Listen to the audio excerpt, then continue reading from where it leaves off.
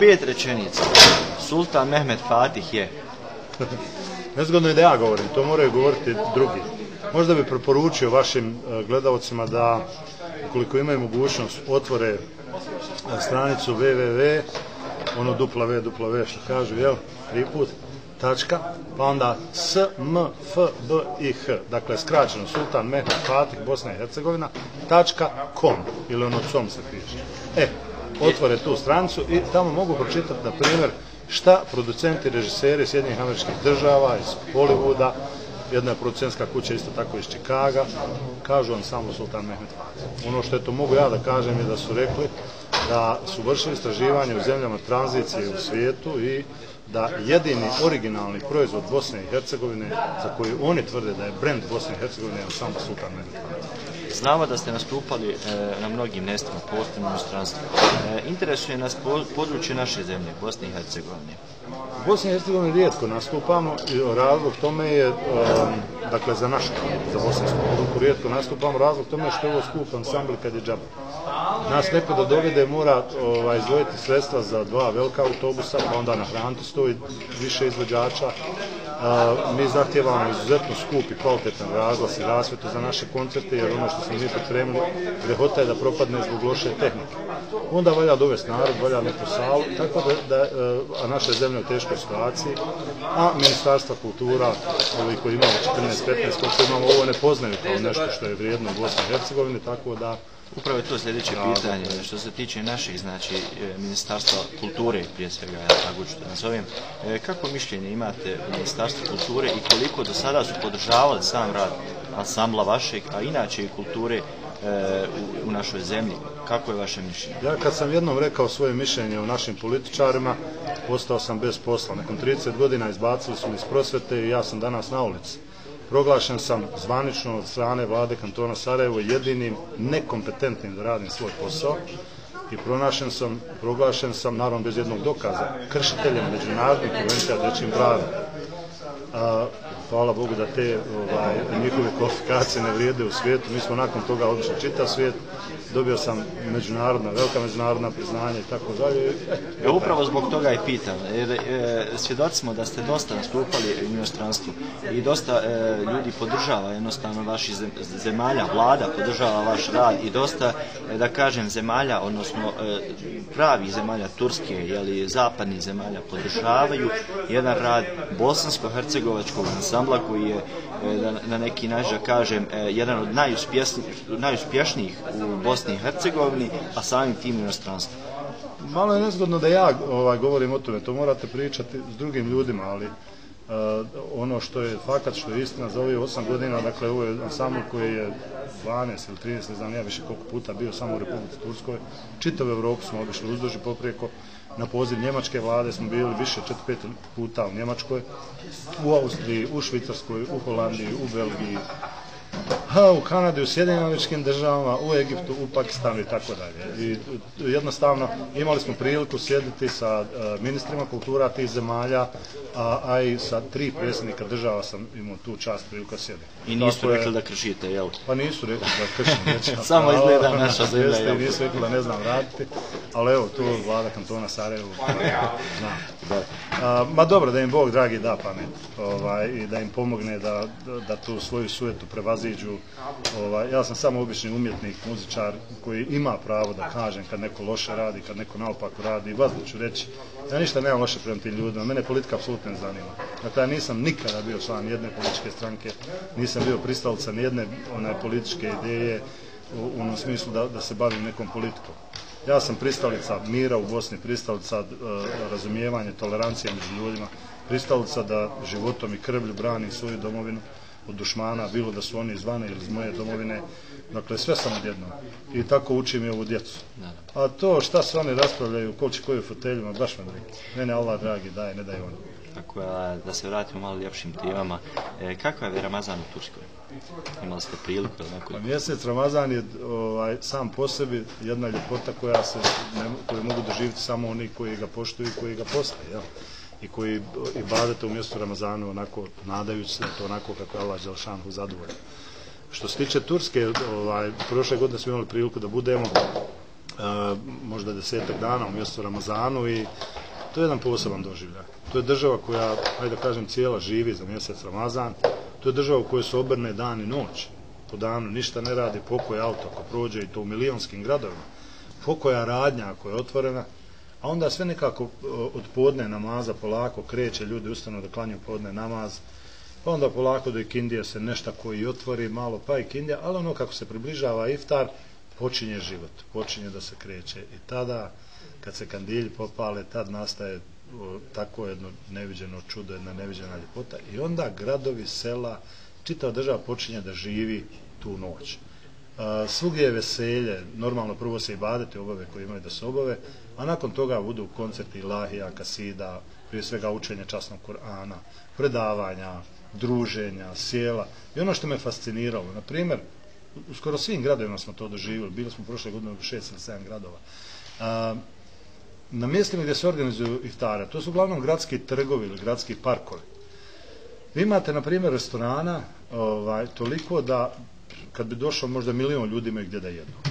Ali to je poredano tako da imate recimo restorane, to su šatorska naselja, imate restorane gdje je iftar potpuno besplatan. Dakle, svako ko dođe, a nije imao prilike ili nema para ili nešto kod sebe, i to bogat fin. To je zaista interesantno. Dakle, ima to. Nakon toga možete naći isto restoran po šatoru gdje možete malo i birati šta ćete i to, ajde da prevedemo naše pare, neki 5-6 maraka, dobar iftar nađe. Onda kad malo još prohodate, imate recimo za 15 i 20 maraka da pojedete dobar. I tako, vjerovali ili ne, do 3 ili 400 naših maraka za iftar. Znači svak tu ima, i svi su puni. Svi su puni i niko poprijeko ne gleda, dakle svi imaju mogućnost da... Saradnja sa ansamblima van zemlje, a i inače u našoj zemlji, kakva je i na koji način, kako funkcionira? Pa naša politika je u stvari osmanska politika. Svaki ima svoju autonomiju, svaki ima svoju samostalnost, onako kako nas je učio sultan Mehmed Fatih Ruhi Šados. Dakle, svaki ima svoju samostalnost, svoju autonomiju, svoj identitet, a zajedničko nam je da smo braće i sestre, da smo svi od jednog Boga stvoreni, da poštujemo Božije poslanike, da poštujemo kitabe, meleke. Trebao sam ići onim redom zamotu bilahe, ali evo, dakle, jednostavno da poštujemo ono što je Allah dželešanhu stvorio na način kako je stvorio, na način kako je Allah dželešanhu zadovoljan. Da svakome damo njegovo pravo na izbor da vjeruje i kako će vjerovati, hoće li vjerovati, ne mora ni vjerovati. Na ovom svijetu je to tako, posle ćemo vidjeti, ali to je ono što mi ljudima ne smijemo nametati nikako pravo. Tako se i mi ponašamo kao ansambl koji nosi časno ime velikana istorije ljudskog roda, čovječanstva, dakle sultan Mehmed Fatih Ruhi Šados. Ponašamo se na način da svakome dajemo njegovo pravo, ukoliko želi da bude član ovog ansambla, on je dobrodošao. Njegovo opredjeljenje, vjersko, političko, nacionalno, boja, ono apsolutno nas ne zanima. I mi, hvala Allahu dragom, smo od početka multietnički sastav, čak i multirasni sastav, čak i multireligijski sastav. Dakle, mi imamo u svojim redovima omladinu, mlade ljude svih vjera. Oni koji žele da nauče kulturu jednog naroda kojem je bilo zabranjeno da svoju vjersku kulturu i vjerski identitet u prošlom periodu, a je uzgled došlo je ponovo vrijeme da neki slični ljudi u onom odvratnom vremenu ugroženosti ljudskih sloboda da ponovo pokušavaju da zabrane nama naš vjerski identitet. Mi, hvala Bogu, smo stvarno bogatan ansambl, mi imamo svega. Mi jedini ne oskudijevamo nas, Allah dragi, gotive, da vam kažem, i pazi nas, samo tako. Da. Evo što je povod ovog razgovora. Ali mi smo skromno hodamo, evo vidjeli ste i naša odjeća, evo na mladalačka kako hoda. Meni je važnije što ja imam na prsima ovu turu Sultan Mehmed Fatiha i djeca, nego ne znam kakve frcokle na mene. Ali zašto više frcokle i nabiju na sebe, umotaju se kada su došli sad iz Irana, iz ne znam, Afganistana, to sad izgleda ako bolje pijamo. Jok, to je obrnuto proporcionalno. Da, to se vidi po polici. Interesuje nas i evo, povod ovog razgovora, znači vaša turneja u Tursku ove godine, je li? Ova turneja, ansambl Sultan Mehmed Fatih je došao u tu fazu da mi već smo rasprodati najmanje godinu dana unaprijed. Dakle, ono što mi dogovaramo, mi već sad, recimo, vodimo pregovore o narednom mjesecu Ramazanu, o našoj turneji. Ova je završena prošle godine. I ove godine ćemo, dakle, biti čitav mjesec Ramazan u Republici Turskoj. Ne znam sam koliko 15-16 gradova ćemo obići. Ali i nešto novo se desilo. Jedno zadovoljstvo koje je ostavilo traga u publici u Turskoj prošle godine kad smo bili u crkvi Aja Irini i imali koncert pred predsjednikom Abdullahom Gülom. Nedavno je došao poziv, ponovo dakle je došao poziv iz Turk televizije gdje, hajde da kažem, ponovo na poziv predsjednika Abdullaha Güla i premijera Recepa Tayyipa Erdogana će za Mubarek 27. noć mjeseca Ramazana biti koncert u Areni. Naravno ovaj put sa drugom rasvjetom, drugom tehnikom, sa, da kažem, i našim novim numerama, novim aranžmanima i tako dalje. To će biti nešto, da kažem, kako je bilo ono, nadam se će biti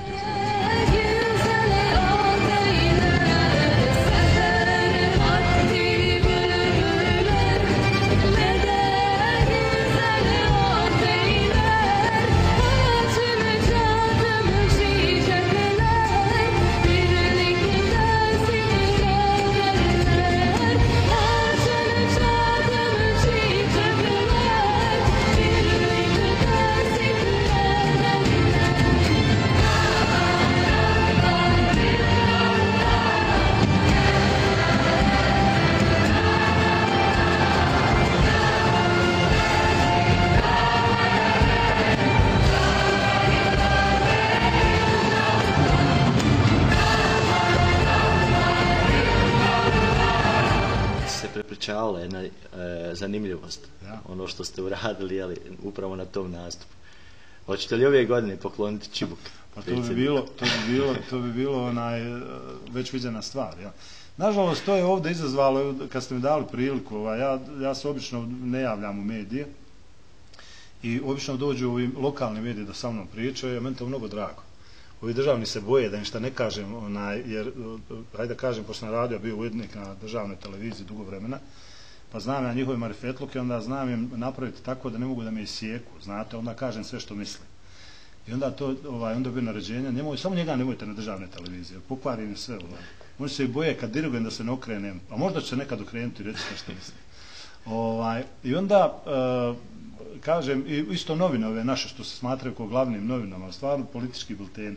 I oni sad imaju te novinare, neke fićfiriće koji pojma nemaju u životu, dakle ne znaju tradiciju, ne znaju kulturu, ne znaju muziku, a kamoli da znaju arapski, turski ili nešto, da razume bilo šta od toga, onda oni to nešto čuju pa prepričaju. Čak jedan novinar u jednim, ko značajno su to novine koji imaju tiraž, možda je nekoliko hiljada primjeraka, i onda je on napisao kao bruka u Istanbulu, Mehmed Bajraktarović poklonio čibuk od cigara predsjednikovoj ženi, obruko sve tamo, predsjednik bio očajan i tako dalje. I sad normalno ljudi što čita te jadnike vjeruje pa me sretuju ljudi pa šta si ti to uradio i tako dalje. A kako se ja mogu nepismenim ljudima opravdati? Ja onda samo šutim, jesam, hajde nema veze. A u suštini je bila jedna stvar za koju je meni recimo šef obezbeđenja predsjednika Güla rekao da je ovo napravio neki recimo državnik visokog ranga, kaže Turska Bizaratlas. Htio da kaže da sam ja napravio nešto što je neobičan gest, jedan, hajde da kažem, na granici diplomatskog incidenta.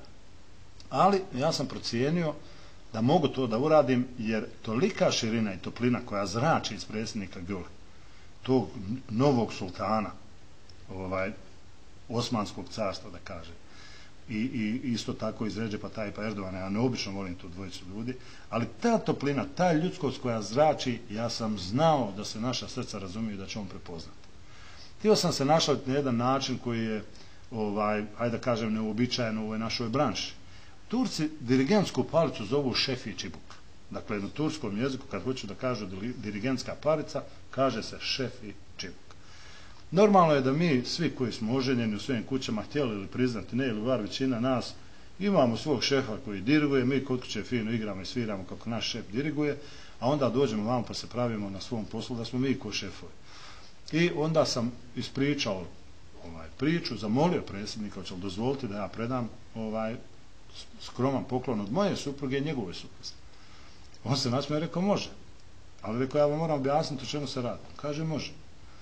I sve se to odigrava uživo u prenosu. Ovi su u panici bili na televizijama, jer i to inače njih najviše šokira i zato ne vole da rade sa mnom, jer uvijek želim da napravim nešto što je, ajde da kažem, drugačije, što nije, zato idemo, hvala Bogu. Da. I osvajamo svijet. On je to dozvolio. U panici su bili njegovi ljudi iz obezbeđenja, u panici su bili ljudi s televizije, ne zna niko šta se dešava. A taj čovjek toliko razumije i toliko to osjeća da ne znam, ko da smo blizanci bili u tom trenutku, takav sam osjećaj imao. I onda sam rekao da je to u stvari jedan predmet koji moja supruga drži kod kuće 6 dana i kad ja pođem na svoj posao da držim koncert, ona meni taj predmet dadne, ja to 2 sata koristim na poslu i vratim nazad. I rekao, eto, ja bi to poklonio. Kaže on, tamam. I ja sad kažem, ali to je ova dirigentska palica. I sad, to je toliko njemu bilo simpatično da su on grohotom nasmijao tu, dozvolio da siđem s bine, ja sam sišao, poklonio njoj tu palicu i ona je to, televizija nije prikazala, normalno nisu smjeli, ona je tu se okrenula i blago prema njemu zadirigovala. Sad ispalo je da prva dama, jer je u nekim zemljama svijeta znalo se da žene vode i diriguju, u Turskoj to nije baš tako, ali je ispalo kao jedna lijepa i ukusna šala. Ne mora znači da na zapadnim zemljama da to nije tako.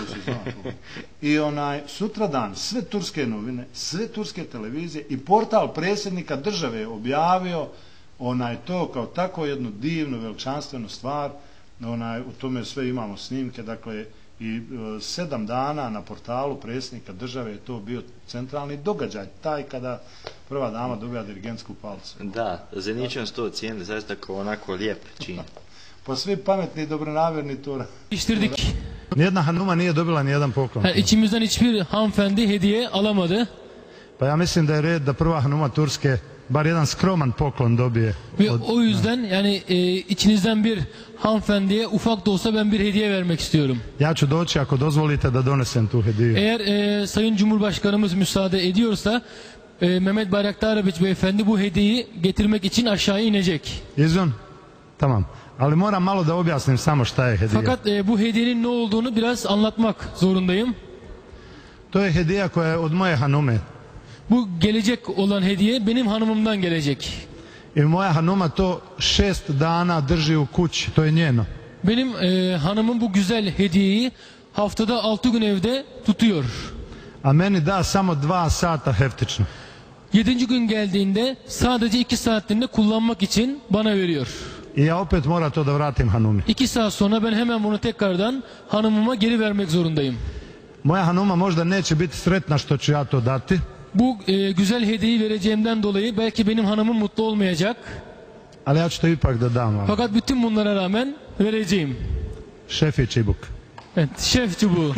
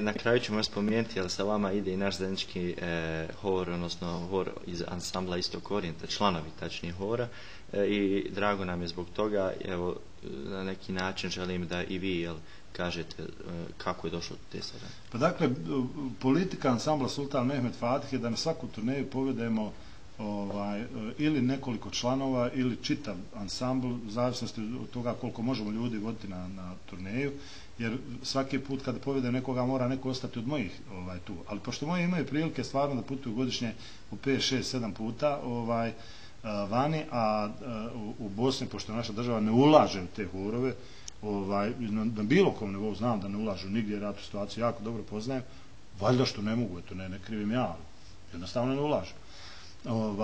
Onda pružim priliku svaki put nekom od horova ili dijelu tog hora da pođe sa nama. Normalno, blagovremeno dostavimo materijal i tako dalje, da ti ljudi mogu to da navježbaju i eto kažem, do sad kad bi se sjetio od arabeski iz Zagreba koji su išli s nama, pa hor Sajfullah iz Konjica, pa hor iz Visokog, ne znam, Fatih hor, pa Đulistan iz Novog Pazara, s njima su najčešće išli putovati, to je stvarno jako kvalitetan hor. I tako, eto sad da ne nabrajam odakle sve horova, dakle i članova je išlo s nama i evo red je došao na Zenicu, dakle prateći vaš festival Lahija i Kasida već nekoliko godina, vidim da su u Zenici fine stvari dešavaju na tom planu, da fini pomaci idu i eto baš mi je drago i zadovoljstvo mi je da će tih 5-6 mladića i djevojaka ići ovaj put sa nama. Duše, ovo je malo ponaporna poduga turneja, bojim se da će im biti malo naporno, ali neka vam oni posle pričaju kad dođu. Zeničan su jaki, izdržljivi. Od čelika. Od čelika, pravo tako. Hvala vam puno na razgovoru.